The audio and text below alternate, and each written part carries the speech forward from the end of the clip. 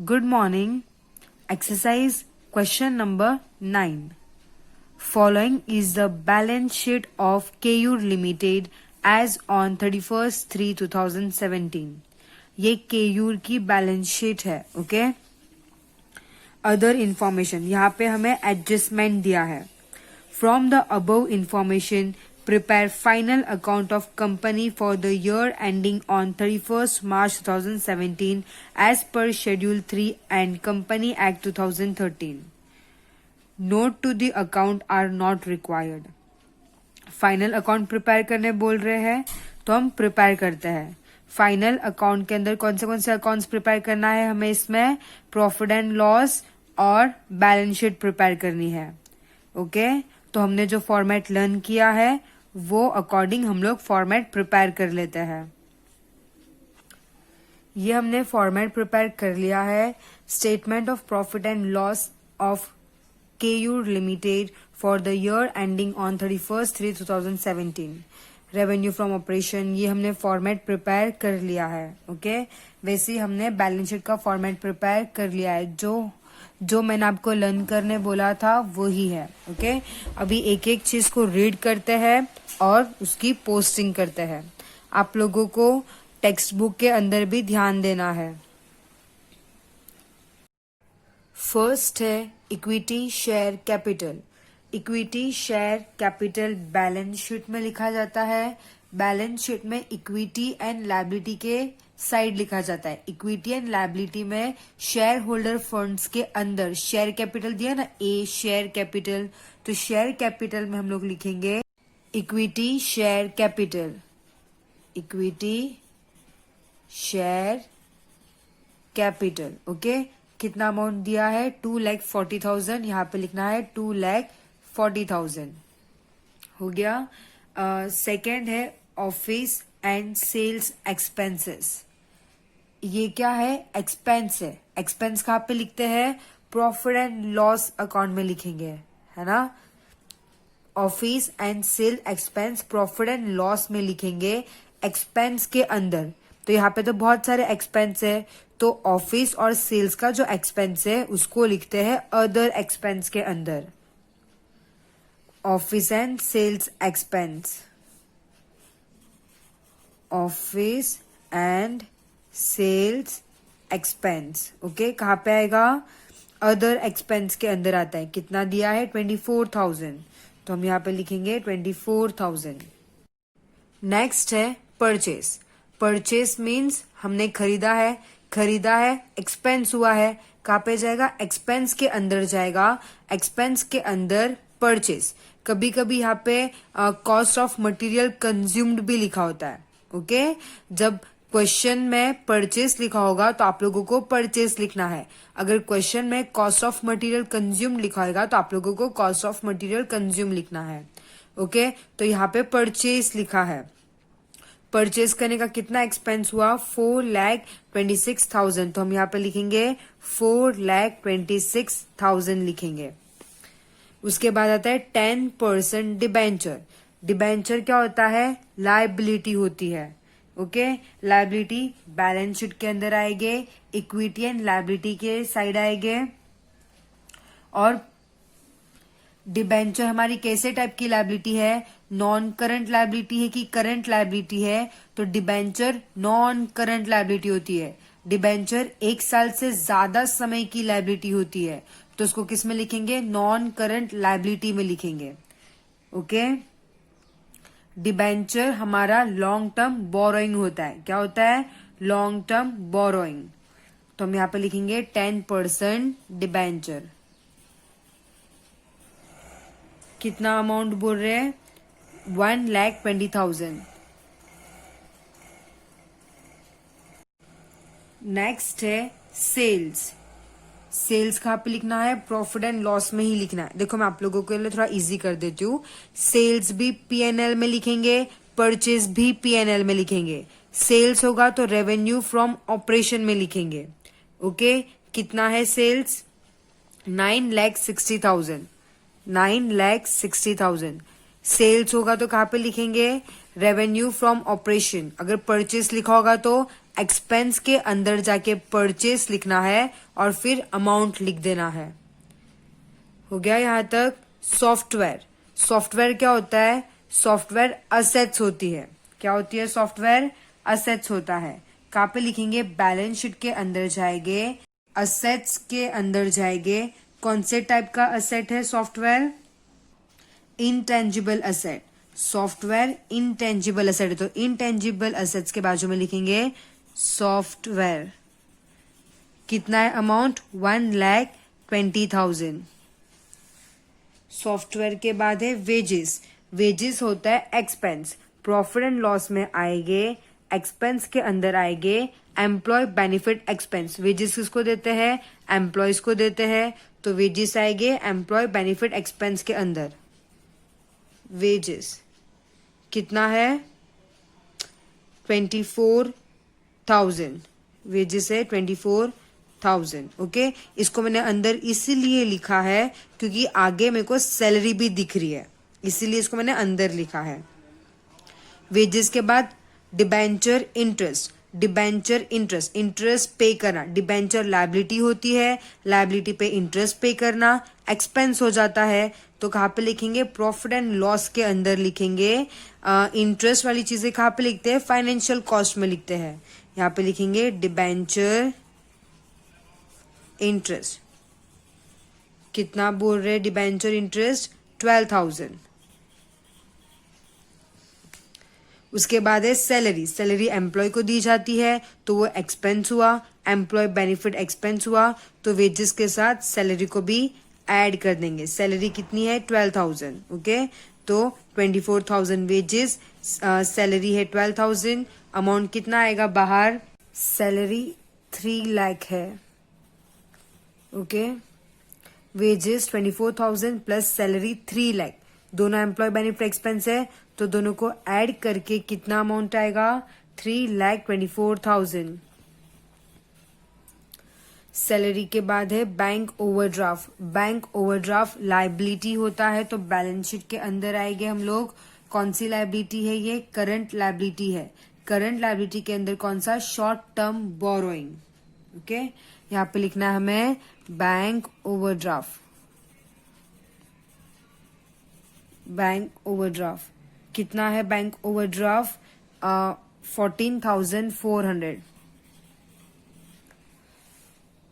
Land building, land building हमारे लिए assets होता है, तो बैलेंस शीट के अंदर ही असेट साइड आना है।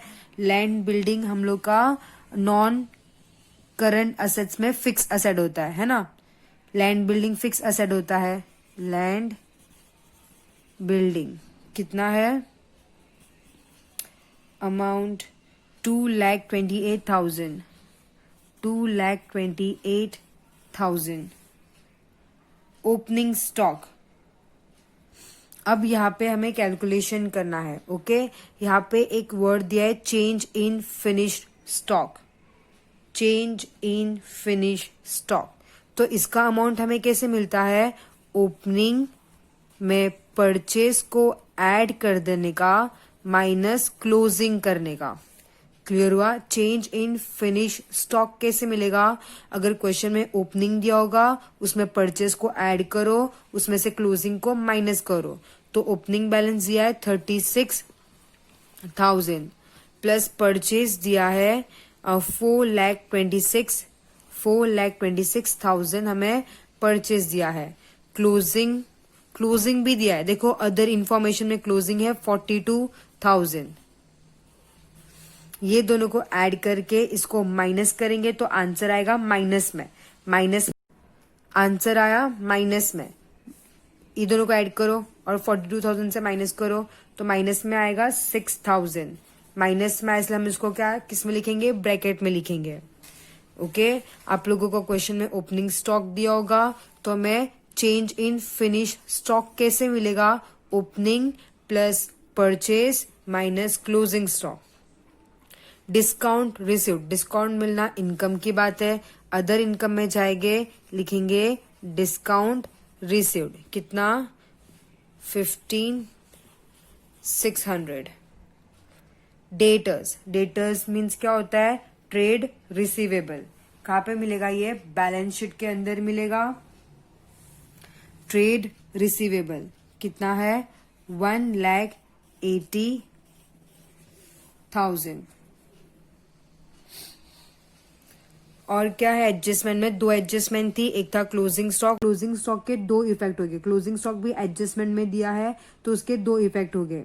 एक जाएगा वो चेंज इन फिनिश स्टॉक में, मतलब प्रॉफिट एंड लॉस में। दूसरा इन्वेंटरी। क्लोजिंग स्टॉक मीन्स कहाँ पे लिखना है? इन्वेंटरी। ओके, यहाँ पे हमने लिखा क्लोजिंग स्टॉक। कितना है अमाउंट क्लोजिंग स्टॉक का? 42,000। तो यहाँ पे लिख दिया 42,000। एक एडजस्टमेंट सॉल्व कर ली है क्लोजिंग स्टॉक वाला।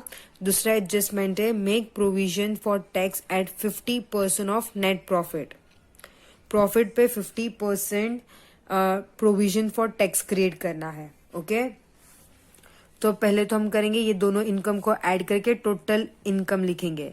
9,60,000 प्लस 15,600 दोनों को ऐड करके टोटल रेवेन्यू कितना आया? 9,75,600। 9,75,600 ये हमारी टोटल इनकम आई। अभी इन एक्सपेंसेस को ऐड करेंगे। 4,26,000 माइनस 6,000 प्लस 3,24,000 प्लस 12,000 प्लस 24,000। इन एक्सपेंसेस को ऐड करके टोटल एक्सपेंस लिखेंगे। 7,80,000 कितना हुआ? 7,80,000 हमारा टोटल एक्सपेंस हुआ। इनकम में से एक्सपेंस को माइनस करेंगे तो हमें मिल जाएगा प्रॉफिट बिफोर टैक्स। टैक्स निकालने के पहले वाला प्रॉफिट। ये फाइंड करने के लिए क्या करना है? इनकम में से एक्सपेंस को माइनस कर देना है। तो माइनस करके हमारा प्रॉफिट बिफोर टैक्स आएगा 1,95,600। ओके, अभी इस पे 50% प्रोविजन, टैक्स पे प्रोविजन, इस पे 50% निकालो। 1,95,600 पे 50% निकालने के बाद हमारा आंसर आएगा। 50% निकाले तो आएगा, देखो मैं आपको बता दी तो कैसे क्या है। 1,95,000 इंटू 50%, तो यहाँ का आंसर आएगा 97,800। ये हमारा प्रोविजन फॉर टैक्स। इसको बैलेंस शीट में लिखना होता है। प्रोविजन फॉर टैक्स को बैलेंस शीट में लिखना होता है। बैलेंस शीट में कहाँ पे लिखेंगे? Short term provision. Provision for tax, tax हर साल पे करना होता है तो ये शॉर्ट टर्म प्रोविजन है। ओके, तो provision for tax short term provision में लिखेंगे। कितना है 50%? 97,800। ओके, अभी इसमें से 50% टैक्स का है तो 50% क्या हुआ? प्रॉफिट। इसमें से इसको माइनस कर दो तो हमें प्रॉफिट मिल जाएगा 97,800। ओके, ये 97,800 क्या हुआ? Profit after tax. टैक्स पे करने के बाद ये हमारा प्रॉफिट आया। तो ये जो प्रॉफिट है उसको कहाँ पे लिखना है? इसको भी शिफ्ट करना है। प्रॉफिट को कहाँ पे लिखना होता है?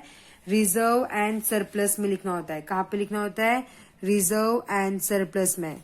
नेट प्रॉफिट कितना आया? प्रॉफिट 97,800 प्रॉफिट आया। क्लियर हुआ? अब ये दोनों को ऐड करके बाहर लिखना है। आंसर आएगा 3,37,000। ये हमने ऑलरेडी बाहर लिख दिया है। अभी इन दोनों अमाउंट को ऐड करके बाहर लिखेंगे। तो 14,400 प्लस 97,800, तो आंसर आएगा 1,12,200। ओके, ये 4 कैप्शन का अमाउंट हमने बाहर लिख दिया। इसका अमाउंट, इसका अमाउंट, इसका अमाउंट बाहर लिख दिया हमने। अभी इनको क्या करना है? ऐड करना है। तो हम लोग को लायबिलिटी साइड का मिल जाएगा टोटल। इन तीनों को ऐड करेंगे तो अमाउंट आएगा 5,70,000। उसी तरीके से इन दोनों को ऐड करना है, बाहर लिखना है 22,08,000 प्लस 1,20,000। आंसर आएगा 3,48,000। इन दोनों को भी ऐड करके बाहर लिख देना है 2,22,000। ओके, अब इन दोनों को ऐड करो 5,70,000। लाइबिलिटी और असेट्स दोनों का अमाउंट सेम है, मीन्स हमारा सम करेक्ट है। ओके, कुछ डाउट होगा तो पूछ लेना। हर एडजस्टमेंट के दो इफेक्ट होते हैं, याद रखना है। अगर क्वेश्चन में परचेज दिया है तो परचेज लिखना है, अगर कॉस्ट ऑफ मटेरियल कंज्यूम दिया है तो कॉस्ट ऑफ मटेरियल कंज्यूम लिखना है।